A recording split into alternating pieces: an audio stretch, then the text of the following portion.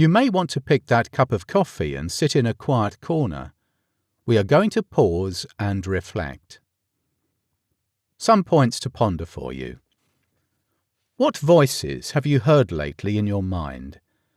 Have you ever felt that you were meant to do greater things? Possibly you are managing to make some decent money, but it's not in line with your aspirations due to a missed promotion which went to another colleague. The nectar has stopped flowing from the tap, and you are in constant search of some turn in life or a new job which will make things exciting for you again. Do you find yourself a little more tired and grouchy at work? At the end of the day, you bring back some of that grouchiness home.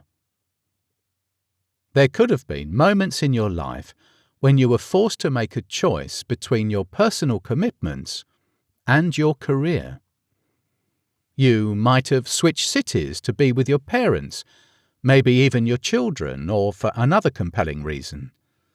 You may even feel the weight of your family responsibilities tied to your feet. If you are not happy, how can you make others happy? The safety instructions in a flight underscore this when they announce, "In the eventuality of a flight disturbance, please wear your oxygen mask first before helping other co-passengers." Life's trade-offs are endless. We are not standing in judgment on what is right or wrong here. What's important is to consider the decision you took or are about to take with a larger lens of who you expect to be when you hang your boots. Have you ever heard the story about the frog that, when put in tepid water, set to heat up slowly, didn't realize its predicament till the time the water reached the boiling point? By then, it was a little too late for the frog to jump out of the pan, as it was as good as cooked. Have you ever felt the same? I have no intention to compare you to a frog, neither am I saying that you are in a cauldron of boiling water yet. But I am curious to know the temperature of the water around you. When did you last check? Let us study this phenomenon quickly with respect to highly talented executives who suddenly hit a wall after a brilliant career run. This is the key to course correction. The frog trap.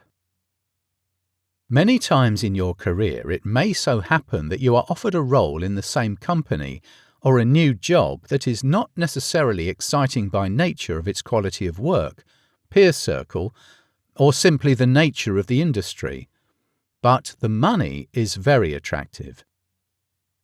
One ends up choosing the spurt in income as the prime reason for change.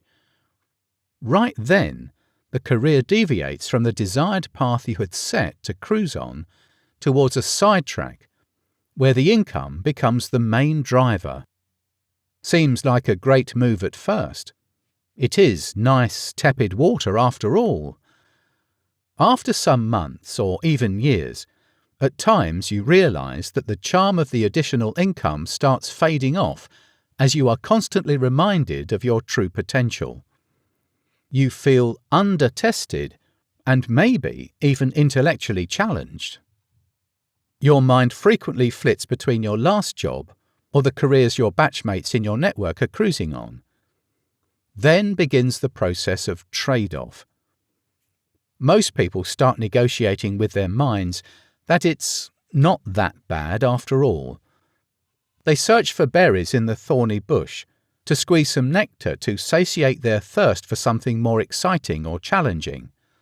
This is the period of readjustment and adaptation to the environment, be it the new organizational culture you find toxic or simply the quality of your work. You pick odd projects and do more for the same money. And in fact, the opportunity cost proves to be far more expensive than the salary hitting your bank every month. You pay with your diminishing motivation, higher stress levels, and a floundering sense of direction. With every year, you end up deviating further and further away from what your heart yearns to do, because the trade-off starts tilting in favour of your comfort zone. The water has got slightly warm, but you have adapted to it. You feel you can manage it. Can you? Welcome to the frog trap.